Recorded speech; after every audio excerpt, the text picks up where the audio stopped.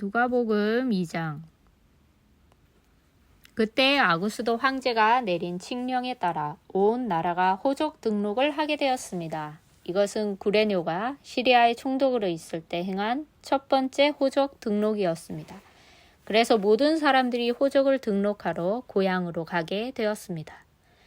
요셉도 다윗 가문의 자손이었으므로 갈릴리 나사렛을 떠나 유대 지방에 있는 다윗의 마을로 갔습니다. 이 마을은 베들레헴이라고 불렸습니다. 그는 야코나 마리아와 함께 호적을 등록하러 갔습니다. 마리아는 그때 임신 중이었습니다. 이들이 베들레헴에 있는 동안 아기를 낳을 때가 되었습니다. 마리아는 마구간에서 첫 아들을 낳아 포대기에 싸서 구유에 눕혀 두었습니다. 그것은 여간에 이들이 들어갈 빈 방이 없었기 때문입니다. 그 근처 들판에서 목자들이 밤에 양떼를 지키고 있었습니다. 주님의 천사가 갑자기 이들 앞에 나타났습니다. 주님의 영광이 그들을 둘러 비추자 이들은 몹시 두려워하였습니다. 천사가 그들에게 말했습니다. 두려워 마라. 보아라, 모든 백성을 위한 큰 기쁨의 소식을 가지고 왔다. 오늘 다윗의 마을에 너희를 위하여 구주께서 태어나셨다. 그는 곧 그리스도 주님이시다. 포대기에 쌓여 구유에 누워있는 아기를 볼 것인데 이것이 너희에게 주는 증거이다. 갑자기 그 천사와 함께 많은 하늘 군대가 나타나 하나님을 찬양하였습니다. 높은 곳에서는 하나님께 영광, 땅에서는 하나님께서 기뻐하시는 사람들에게 평화. 천사들이 목자들에게서 떠나 하늘로 사라지자 목자들이 서로 말했습니다. 베들레헴으로 어서 가서 주께서 우리에게 알려주신 일이 일어났는지 확인합시다. 이들은 서둘러 가서 마리아와 요셉 그리고 구유에 누인 아기를 보았습니다. 목자들이 확인하고 이 아이에 대하여 자기들이 들은 것을 그들에게 이야기해 주었습니다. 목자들의 말을 듣고 사람들은 모두 놀랐습니다. 그러나 마리아는 이 모든 말을 마음속에 소중히 간직하였습니다. 목자들은 돌아가면서 천사들이 일러준 대로 자기들이 듣고 보았으므로 하나님께 영광을 돌리고 찬양을 드렸습니다. 태어난 지 8일째 되는 날에 아기는 할례를 받았고 그 이름을 예수라고 하였습니다. 이 이름은 아기를 잉태하기 전에 천사가 일러준 것이었습니다. 모세의 율법에 따라 정결 예식을 치르는 때가 되었습니다. 마리아와 요셉은 예수님을 하나님께 드리려고 예루살렘으로 데리고 올라갔습니다. 이것은 주님의 율법에 다음과 같이 기록되어 있기 때문입니다. 첫 번째 태어나는 모든 남자아이는 하나님께 거룩한 자로 불릴 것이다. 또 마리아와 요셉은 비둘기 2마리나 어린 집비둘기 2마리를 드려야 한다고 기록된 하나님의 율법에 따라 희생 제물을 바치려고 예루살렘에 올라간 것입니다. 예루살렘에 시므온이라는 한 사람이 있었습니다. 이 사람은 의롭고 경건한 사람으로서 하나님께서 이스라엘을 위로하실 때를 기다리고 있었습니다. 성령께서 이 사람과 함께 하셨습니다. 성령께서 시므온에게 주 그리스도를 보기 전에는 결코 죽지 않을 것이라는 계시를 주셨습니다.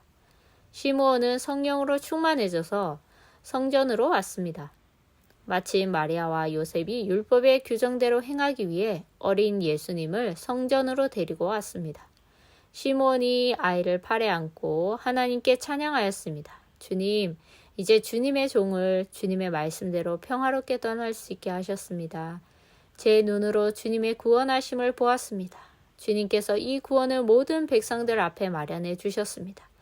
이는 이방 사람들에게는 계시의 빛이며 주님의 백성 이스라엘에게는 영광입니다. 예수님의 아버지와 어머니는 시므온이 예수님에 대하여 말하는 것을 듣고 매우 놀랐습니다. 시므온은 그들을 축복하고 아이의 어머니 마리아에게 말했습니다. 이 아이는 이스라엘의 많은 사람들을 넘어지게도 하고 일어서게도 할 것입니다. 또한 사람들의 비난을 받는 표적이 될 것입니다. 이 일 때문에 많은 사람들의 마음에 있는 생각이 드러날 것입니다. 그러나 당신의 마음은 칼로 쪼개듯이 아플 것입니다.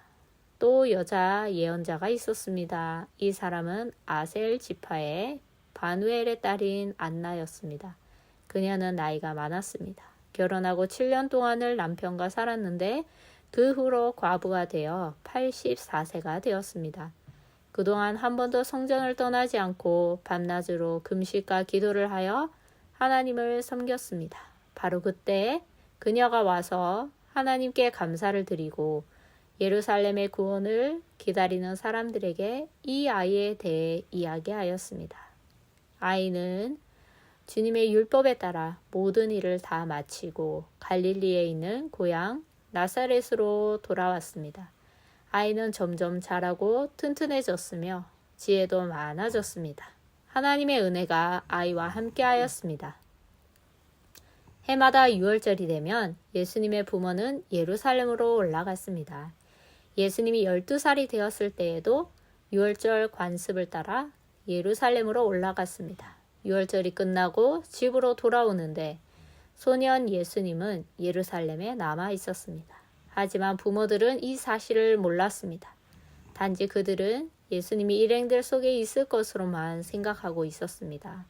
그렇게 하루 정도 길을 간 후 요셉과 마리아는 예수님을 친척들과 친지들 가운데서 찾기 시작했습니다. 그러나 예수님을 발견하지 못하자 예수님을 찾으러 다시 예루살렘으로 되돌아갔습니다. 3일 뒤에 그들은 성전에서 예수님을 발견하였습니다. 예수님은 성전에서 율법학자들 사이에 앉아서 듣기도 하고 묻기도 하면서 계셨습니다. 그의 이야기를 듣는 모든 사람들이 예수님의 슬기와 대답에 놀라워했습니다. 예수님의 부모도 그를 보고는 매우 놀랐습니다. 어머니가 말했습니다. 아들아, 왜 이렇게 하였느냐? 내 아버지와 내가 걱정하며 너를 찾아다녔다. 그때 예수님께서 대답했습니다. 왜 저를 찾으셨습니까? 제가 아버지 집에 있어야 할 것을 모르셨습니까? 그러나 그들은 예수님이 하신 말씀을 이해하지 못했습니다. 예수님은 부모와 함께 나사렛으로 내려갔습니다. 그리고 부모에게 순종하였습니다. 마리아는 이 모든 일들을 마음속에 간직해 두었습니다. 예수님은 지혜와 키가 더욱 자랐고 하나님과 사람들로부터 사랑을 받았습니다.